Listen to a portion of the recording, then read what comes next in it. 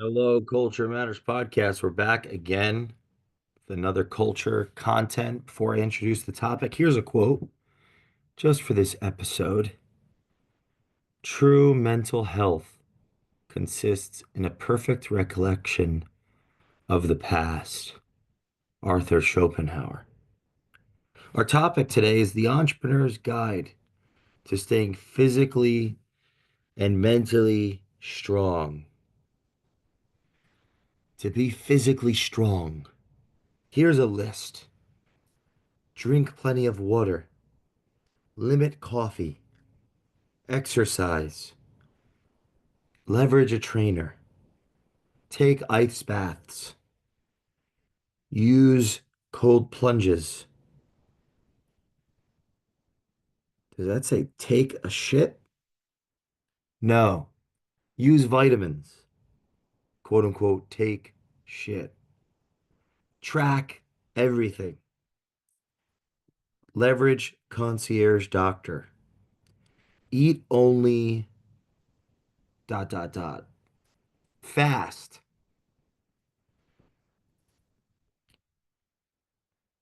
Those are aspirational punches that I put down. So, is that what should be done based on fact, objectivity, or is that my concept of what it would take to get to the next level? So that's aspirational. Here's reality. Push-ups before podcasts and meetings, some of the time, often forget completely to do it. Treadmill, kind of. Treadmill while on the phone, treadmill on calls, not podcasts, although I do like that idea, like podcasts on the treadmill. Eat whatever, really eat what I'm fed or told to eat by my partner, who's definitely doing the best they can to pay attention to my health, mental, physical, spiritual well-being, emotional. Late night food. Nobody could stop me unless they lock that fridge up. Dessert too often. Do more. Doing more when feeling fat and useless. So those are two lists. Reality. This is my reality. I left out, working every day, either before sunup or at sunup till late at night, 7 days a week. People ask me, how was your weekend? The week has not ended. The week has not ended since we started. Weekend. It has not ended. The week ends. How's your week end? The end of the week never came. If you work Saturday and Sunday are one of the most amazing days ever because it feels psychologically like, cheating time, getting ahead of things. Working Saturday, Sundays lowers my anxiety. It lowers it because it's like we're getting so much done. And no one needs, there's it's funny enough. I have standing meetings on Sundays and Saturdays. Actually, that's coming back. There's both ultimately, but like actual work meetings with the companies that we serve and work very deeply in and have for years and helping grow. Like Sunday's a day where you can really separate the wheat from the chaff. Yeah, who wants to have a meeting on a Sunday? Very few, and who wants to do it very early? Even fewer. So you can't F around on Saturday night if you're going to get up early and go to work on Sunday. Not like I should. Um, I am not saying. Well, first of all, definitely don't think this is right.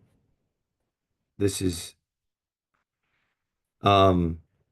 There are many contexts I should not be giving advice in family, faith, all of that. But when it comes to business and strategy and company culture. Now, interesting enough, company culture is impacted by family and faith. Absolutely.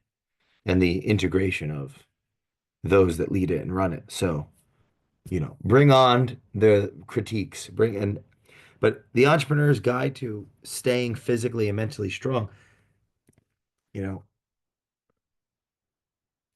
physical, plenty of water, limiting coffee, exercise, having like actually a lot of this we either have done or do, but that I'm open to taking an ice bath or a cold plunge. But is that going to, I guess the thing is, that isn't work. Work is, reading. Well, in my line of work, as a advisor, teacher, consultant, you have to read constantly, you have to write constantly, you have to think constantly, you have to listen constantly, which how so the quality of listening has a relationship with the depth of the questions, which is connected to the to reading and education and writing, which it has to do with thinking. Taking an ice bath isn't gonna doesn't replace that. It's an additive. There are so many days where I'm pushing myself to an extreme. An extreme. I'm pushing myself to an extreme. Um, maybe that's what it is. The Entrepreneur's Guide to Staying Physically and Mentally Strong is it's my relationship with my conscience. The Socrates is daemon saying, don't take the easy route and flee. Just drink the hemlock because you weren't wrong. You were living in truth, and the society is wrong that's penalizing you. My daemon is saying you could do more, you could push harder. You know what you want, or you think you know what you want, and you've said it, and you're living by it, and you got to be in integrity, and there's something inside of you that has to come out and go all in, and other people are relying on you for that. They actually look up to you and what you're sacrificing, how you're behaving, and they're inspired. They're not looking down on it. They're inspired, and that's. If you want to be physically and mentally strong, there's a deeper conversation with our conscience, with the guide of our life, based on what I say I want and the commitments I make to the people in my life and what they expect based on what I've said and articulated. And it becomes meaningful and enjoyable to put out that goal and to sacrifice and stick to it, like doing the Lollapalooza every year on, 15 podcasts in a day. That's not just, there's so much more to that. These are 20, that was 21 actual relationships. Quite a few of them we work with and very deeply and have for years. Others, they needed to meet each other. This is a community that I've cultivated over years that is creating value for one another. It's like, how could I not sacrifice a day to give it all, to put it all on the line? I didn't do an ice bath that day. I didn't drink. I don't know, I drank a lot of water. I had a lot of coffee. I love coffee, and I don't want to limit it. Okay, that's the Kierkegaard in me, or the Kant, or the Henri de Balzac. Plenty of people I admire drank a lot of coffee. Like I think that's a part of, a guide to staying physically, mentally strong. Our house is covered in portraits of great mentors, thinkers, geniuses. Downstairs we have Schopenhauer. As you walk in the door, every man limits his own field of vision for the limits of the world. It's the limits of the world for the world. Yeah, every man limits the limit.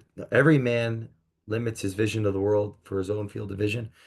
I don't know why I can't memorize that quote. I got to go downstairs and say that every morning.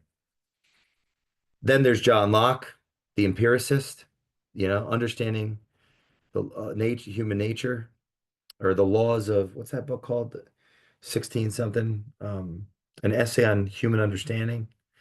We owe so much to John Locke in the West. Then Charlie Munger and Warren Buffett are there.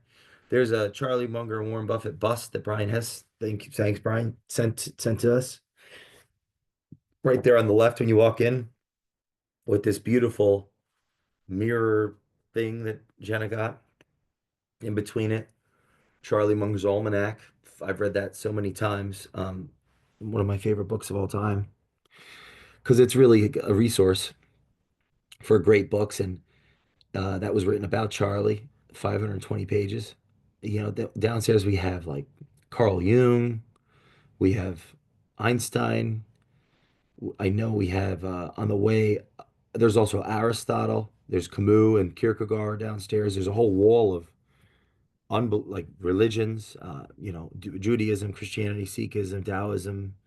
There's as you walk up the stairs, you got Richard Feynman, the great physicist, Alexander the Great, King Philip's son, who conquered the known world at the time. Bobby Axelrod, Gandhi's there, Mahatma Gandhi up. Then you got Abraham Lincoln, the Declaration, the crossing the Delaware, the Constitution. Once you get upstairs, you see Harriet Tubman right there, like pulling someone up, and Hamilton's there, and Joan of Arc, and I could keep going. The whole house is full of inspiring humans that give me strength, mental strength.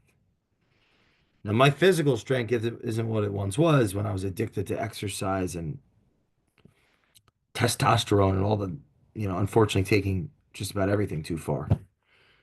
Um, but I can tell you my testimony, I feel more confident. I am much more at, at, at much more at peace, self-assured, self-aware, higher self-esteem. And that doesn't mean you got to throw the baby out with the bathwater. That means I was an extreme. I was less educated. I was less thoughtful. I was um, um, uh, less responsible, less had less obligations. Right? I was just young, less of. So, as Peterson would say, compare yourself to who you were yesterday, not to who someone else is today.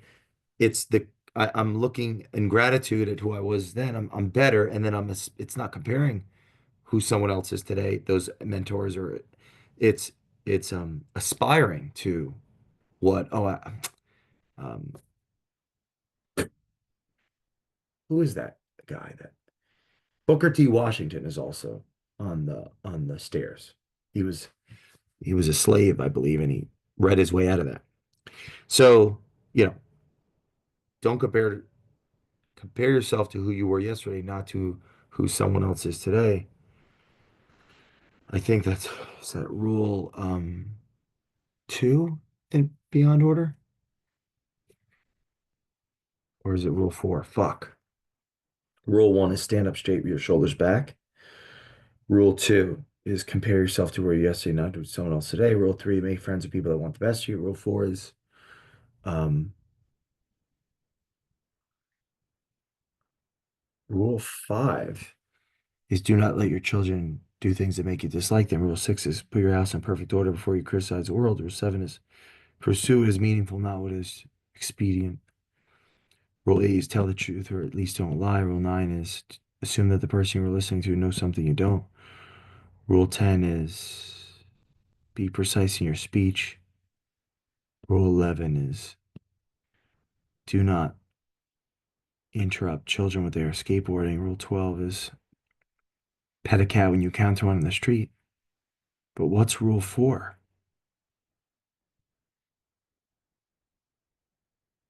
Compare yourself to yesterday, not to someone else's today. It was rule 2. Oh my God, where's this book? What's going on? Is this so? Maybe the lesson here is Entrepreneur's Guide to Being Mentally and Physically Strong.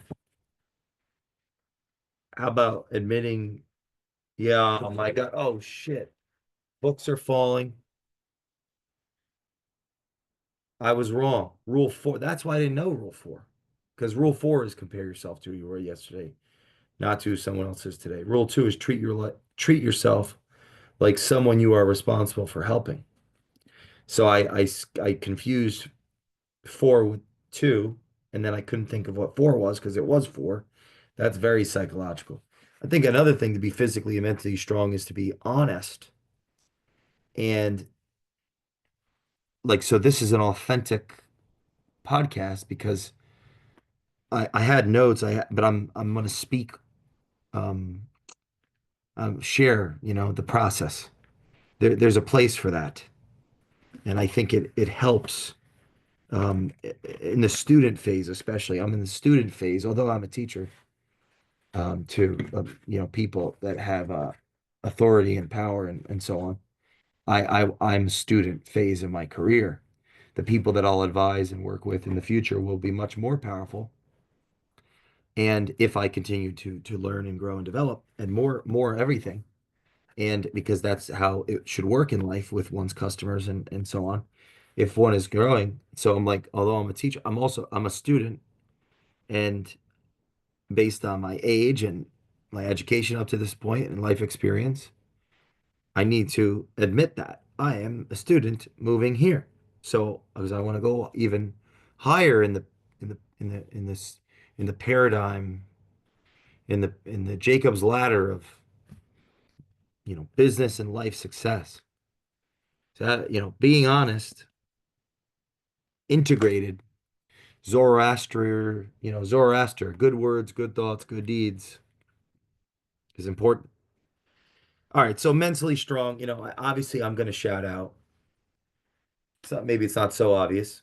30 days of thought is how I've become more mentally strong because I'm reading to think, right? Labels limit. I'm writing in the book. I'm really writing to think. I mean, writing is thinking. Reading is, I say read to think. Peterson says write to think.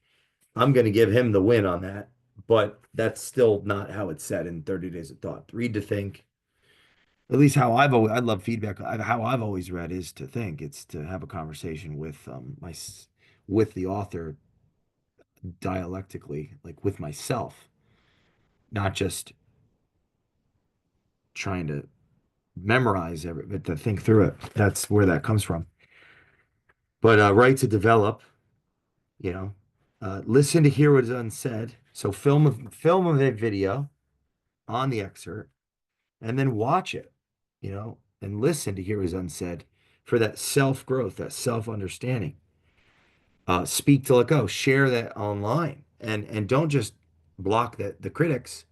Read their comments. In one context, I could be like a savior to you. Like whatever I'm saying is helpful to you, and like you could potentially admire me and be a fan. In another context, someone else could see me at a higher level. They're above my level of education and life experience, intellect, and everything, and they're looking down and laughing at me. And ironically, you're looking to get salvation through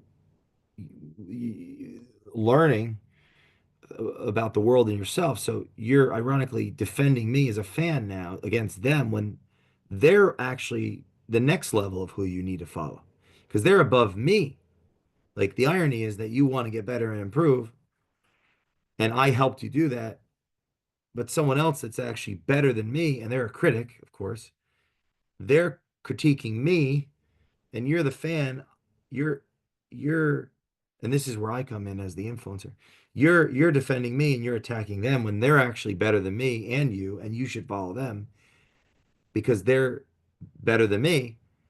Well, this is where the influence of the leader comes in. Based on how I relate to them, if I make it okay to listen to them, you'll listen to them and you won't defend me. If I don't make it okay to listen to them, you'll defend me and you're the one that'll get all the arrows in your back and I could just appear like I'm right. That's what's that's a fallacy. That's something wrong. That's something tribal and regressive about the human condition that probably is needed for survival and things, but because the world is not flat, the world is like infinitely fractal, as Paget would say, and disjointed, and we're all living at whatever degree of utility around objectivity is existing at any given moment in time.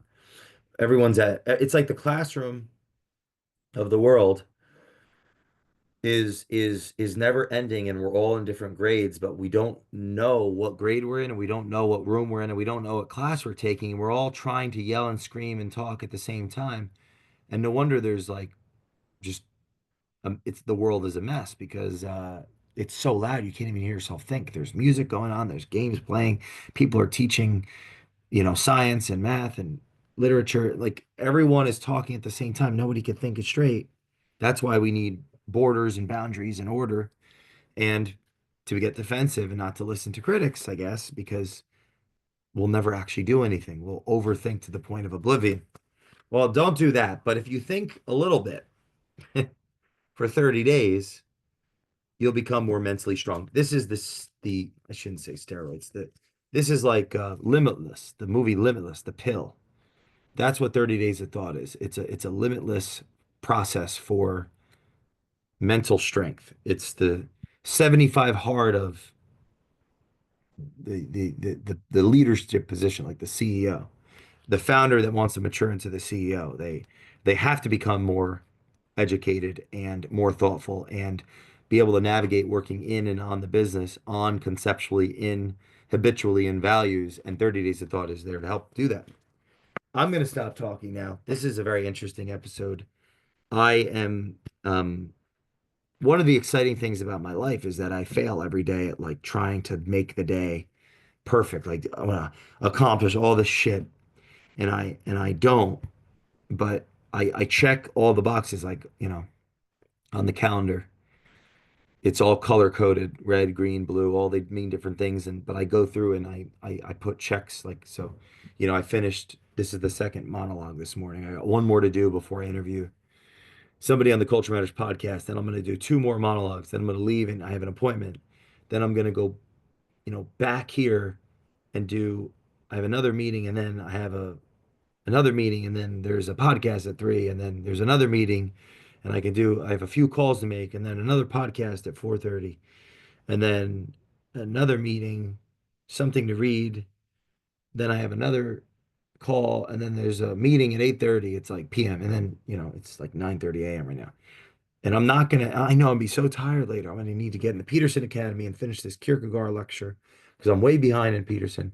And I might just say, fuck that. I want to watch mindless BS on television or, look at Instagram. And that I'm really good at stopping myself from doing, or else I would never read any damn books. But I do that sometimes. I've watched a bunch of movies this year. I didn't watch movies for 2 years, literally, or TV for 2 years. And it was very productive. And but I'll read, reading before bed helps me sleep. And of course, that's when to read because you got to work. The Entrepreneur's Guide to Staying Physically and Mentally Strong. Someone that's strong, it doesn't need to listen to this. So if you're weak right now, I hope this was helpful. But if not, it helped me. It sure did help me.